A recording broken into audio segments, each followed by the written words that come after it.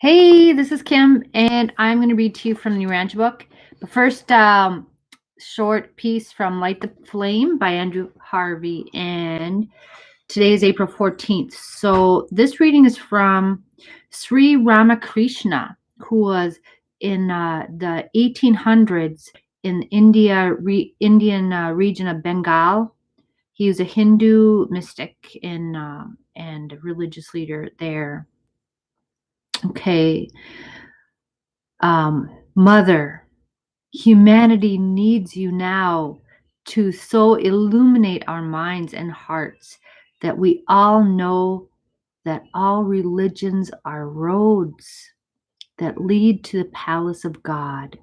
All religions are roads that lead to the palace of God. That all paths are many colored rivers, rushing turbid with dogmatism to the same eternally shining serene sea. Oh, Mother, illuminate us now and make us wise. Okay, again, the divine feminine. Wonderful. I love it when they reference the divine feminine. And I know about Ramakrishna that he worshipped Kali, which is the sacred feminine goddess of destruction. Okay, and that all religions are roads that lead to the palace of God is so wonderful to me. But I know even some Urantias would say, "Oh, yeah, but ours is better than theirs." It's like, no, stop. We don't go there. Okay, I would only say that ours is appropriate for whatever stage of our spiritual life we find ourselves experiencing now. And the people that are worshiping whatever religious path they're on the path. Now there is such thing as a religion that's not, I don't know, a true religion. There is that are built around ego, especially human ego. In discerning that is difficult, but that comes a skill with practice. So if you need to know, like, what are those that are not true religions, okay, meditate on that and ask God that question. I can't answer that for you, for anybody. There is religions are largely tools that we use. They're formulated here in Earth by human minds. They're like languages that we use to speak to God. So there could be, it's not really that a religion is bad. A religion is just a language, but it could be used in a way that would be to glorify our own human ego or someone else's ego instead of glorifying God. So so in that way, most religions are built as languages to God, but then even Christianity, even Urantia, could be used in a way as to advance human personal needs and ego, especially our own need for attention and gratification, ego gratification, instead of exalting God. So with that, these many colored rivers are rushing turbid with dogmatism. And right there, I got the image of, like, dogmas are being like stones, like boulders in these rivers. And you know that these obstacles are what gives the pressure that gives the force to the river, right? And makes these things go. And when they have an obstacle to overcome, then they have to push further. You have to push your faith further to overcome the obstacle. So dogmas in this way, we all talk about dogmas, so it's such a bad thing. But it's some force like I don't know, like electricity, the ohms actually, the resistance actually adds more pressure, like volts to the thing. Or I'm not sure. I don't know. My dad is an electrician. I should know. I should know these things. But the pressure, the rapids are rushing because they have those big boulders in them to overcome. Okay, but the destiny is the same for all. The serene and shining sea, the eternally shining serene sea.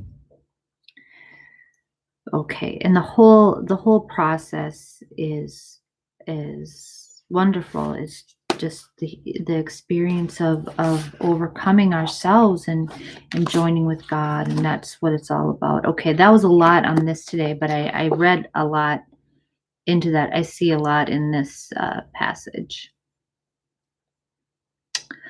Okay, and it's dangerous. Dogma's dangerous. You can have a ship that rushes up on the rocks and is destroyed, but at the same time, that's what propel us forward to,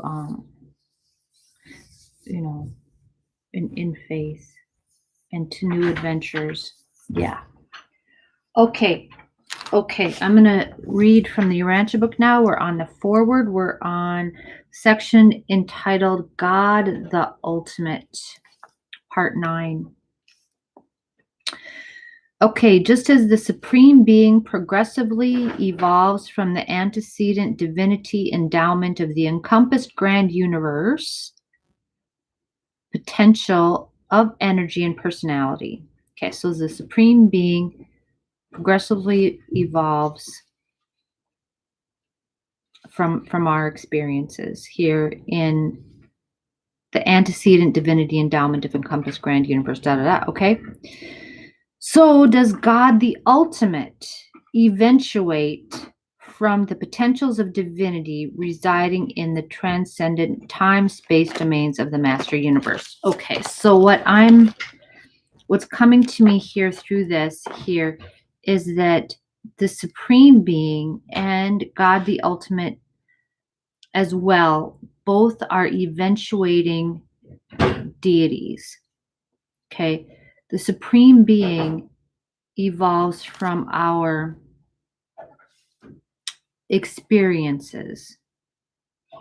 Okay, from the divinity endowment of the encompassed grand universe.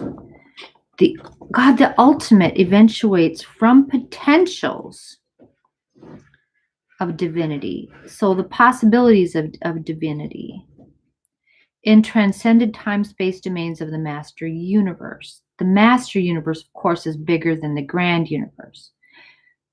The master universe includes all the potentials, all the undeveloped potentials that lie beyond the 7 super universes.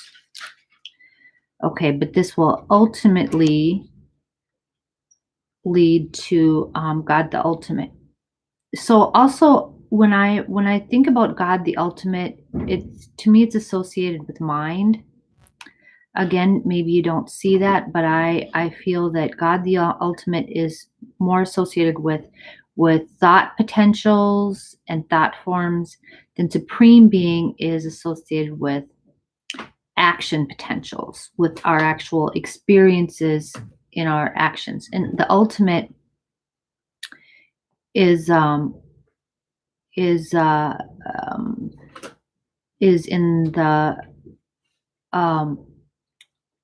is in our thought forms and how that reflects back on reality, on physical reality. So, okay, I won't get into this too much. I can't explain everything that it's just, I don't know. Okay, God grant me the ability to explain what it is in my mind that you put there. Okay, I need to translate what you bring to me, to my mind. Okay, I'm going to keep reading. Okay, the actualization of ultimate deity signalizes absonite unification of the first experiential trinity and signifies unifying deity expansion on the second level of creative self-realization. Okay, creative self-realization, okay, is, I feel it's in 3 levels. The physical, like if I want to be a fireman, then, I'm going to work to be a fireman. That's one level of self-realization.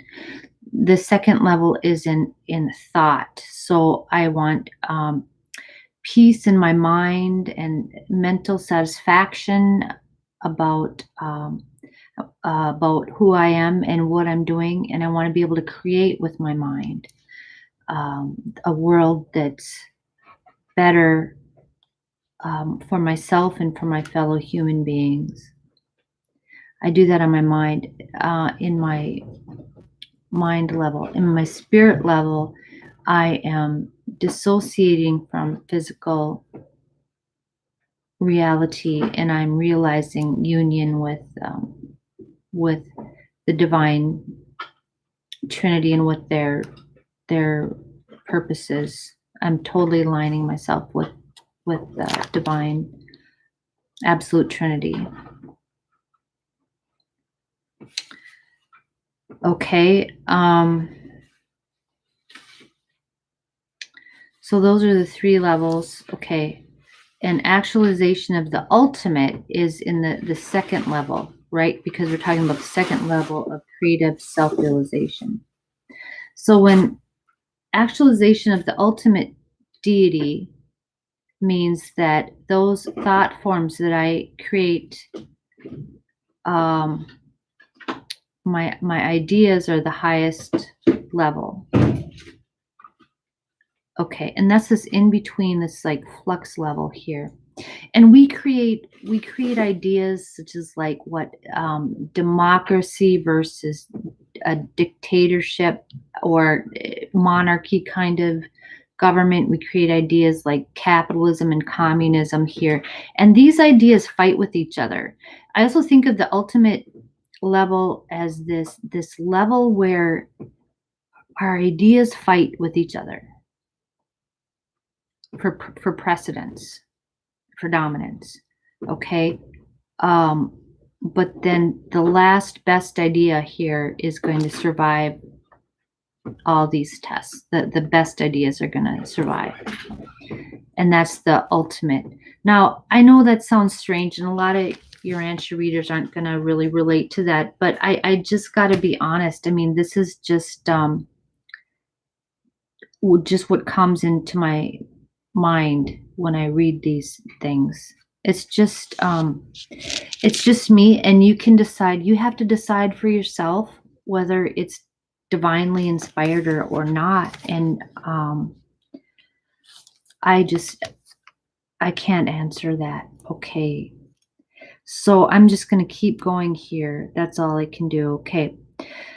This constitutes the personality power equivalent of the universe experiential deity actualization of paradise, absonite realities on the eventuating levels of transcended time-space values. Okay, so because thought forms are time-space transcended.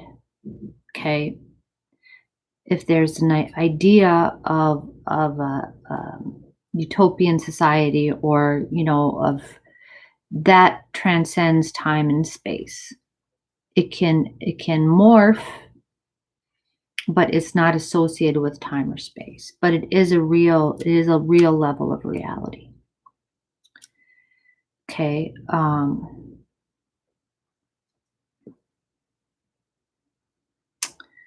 Okay, the contemplation of such an experiential unfoldment is designed to afford ultimate service destiny for all time space creatures who have attained absonite levels through the completed realization of the Supreme Being and the mystery of God the Sevenfold. Okay.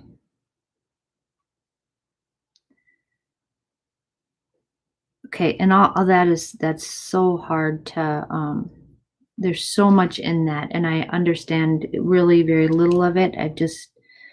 So God the Sevenfold is, of course, ministry to us, ultimate service destiny for all time space creatures.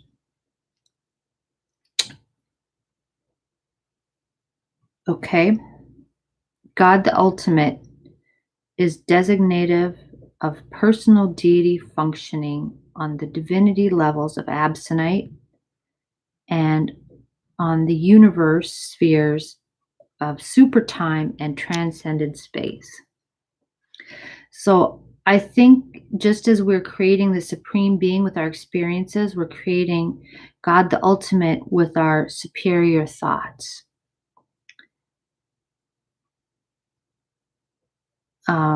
Yeah.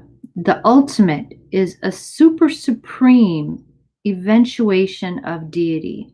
So it's an eventuation. That means it's becoming. It's not something that's fixed and absolute. It's not already, it's something that's emerging.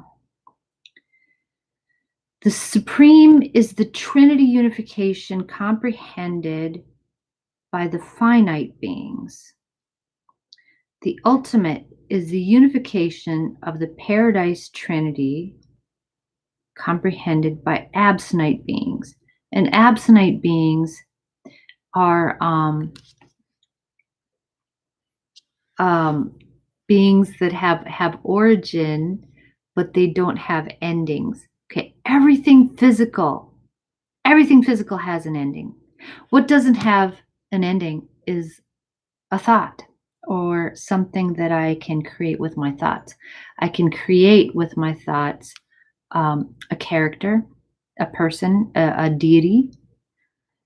Um, I can give that being in my mind all kinds of attributes, and there's all kinds of characters here. So this is kind of weird here, but I'm imagining all kinds of characters, like from everything that we've created, the Marvel comics here, Spider-Man and Batman and Wonder Woman, all these beings here that have super endowed characteristics, from the Greek gods, you know, Poseidon and Zeus and Odin and all these, Thor, right? Okay, so in a way, those beings have some measure of personality. We may have created them, but that doesn't make them less real. And these beings, I know my son is a total devotee of comic books. Loves the comics, loves the Marvel and the Stan Lee stuff and the DC. And I can't say that these beings, whether they're real or fictitious, whatever they are, their thought creations, they've had a huge impact on my son's life. Okay? And by proxy my own life. Okay, so these beings exemplify values of heroism and self-sacrifice and even whatever it is. And the tragic villain or the villain that emerged changes from good to evil or evil to good, whatever it is. These have an impact on our values. And in that way, they have a certain kind of reality, and we shouldn't just dismiss them. Okay. Now, here's the question. Who would these beings, who would Spider-Man worship? God the ultimate. Okay? That's a pretty weird thought. But God the ultimate to me must be the being that exemplifies and demonstrates all those highest values and meanings in that level of thought form creation within that realm. Okay? That's pretty weird. I know. I'm a weird chick. I admit it. Okay. But this is the only religious venue here, through this book, that I have ever felt this free to express some of those thoughts of mine. So whether that's true or not, I, that's just what's coming through me. Okay. All right. I guess I think of this level of reality as populated with all manner of beings that we create, whether they're they're public or not. I don't know if you've ever had an imaginary friend. I have, and she's up there, and I've reflected values, infused her with these values, with some values, and maybe these beings are co-created with our thought adjusters to carry out our values on a level that we can fantasize about, but we're not capable of carrying them out in the physical world here. We can still carry them out in our dreams and our fantasies. And we can use that level to recognize these values here in our physical reality, or recognize where these values are missing. So these things have impact on us. Okay. Okay. The Universal Father, through the mechanism of evolutionary deity, is actually engaged in the stupendous and amazing act of personality focalization and power mobilization on their respective universe meaning levels of the divine reality values of the finite, the absonite, and even of the absolute. So the Universal Father, by creating these deities that are evolving, like God the Supreme and God the Ultimate, through these evolutionary deities, that's how the Universal Father is able. This is a stupendous and amazing act of touching us and having an impact on our lives, because I think to an extent these celestial beings are collaborating with us in the creation of the ultimate reality, the ultimate level of reality. So, because we see the highest values focalized within these characters and in their dramas here, and they're fighting against some things that are unknown or like fathomable. We're trying to fathom the unfathomable. What kind of fight, what kind of drama will they engage in, and how will they draw on, what values will they draw on? Okay, and this is how the Father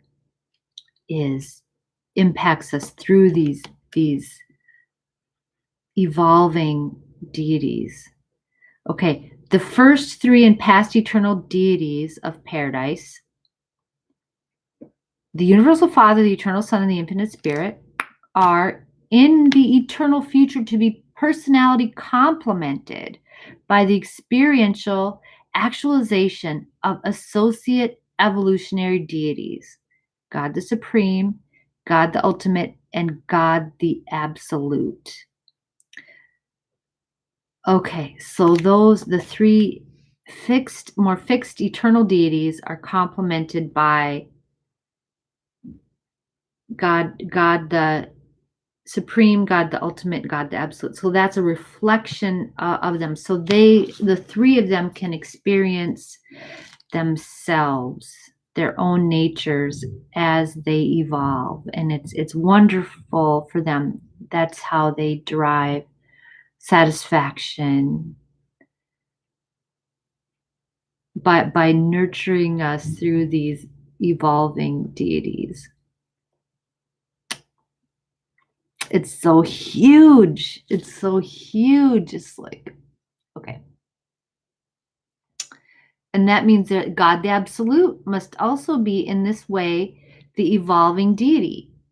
And when we think of God the Absolute here, the deity absolute, right? That's that yin yang thing, the deity absolute. Okay. So I don't know. God the Absolute, I think, may refer to conglomeration of that aspect. That's like supreme, the supreme engine that drives everything, right? The energy of actuality and potential that's always in balance and unfolding. Okay, God the Supreme and God the Ultimate, now evolving in the experiential universes, are not existential, not past eternals, only future eternals, time, space conditioned, and transcendental conditioned eternals. So they're evolving through time and space, but they'll never stop. They are deities of supreme, ultimate, and possibly supreme ultimate endowments. So perhaps they could associate with each other and come up with something, hey, physical reality, God, I see you, thought form, God, let's collaborate on something. So these are like levels of a reality that are yet to develop, because reality is always just emerging and collaborating and creating throughout everything. And it's just so there's, when we think we got it all, okay, we got that, oh, then it's got to come forward with something else and surprise it, just like that muon thing they discovered in science. Okay, they thought they had everything Newtonian physics, then they thought they had everything nailed down here. Well, kind of, this is really weird, but we've got this quantum theory that predicts particles and stuff. Okay, then we got this muon that doesn't do anything right. It doesn't even obey the laws of quantum theory. So it's like, okay, just when you think you got it all, and I think that's something that's, um, yeah, when we think we have everything, then there's this new exception. The only rule that's consistent is the exception to the rule, or something. But that makes it so beautiful, Okay, they are deities of supreme, ultimate, and possibly supreme ultimate endowments, but they have experienced historic universe origins.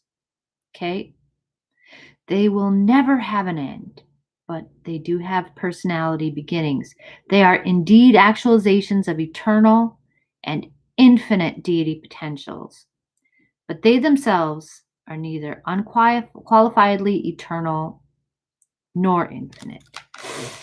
Okay, big time. Wow. That's amazing. Okay, this was a big one today. A lot of really wild ideas here in the forward. And okay. And I just thank you for being with me. Okay. All right. And you have a really good day. Okay, bye.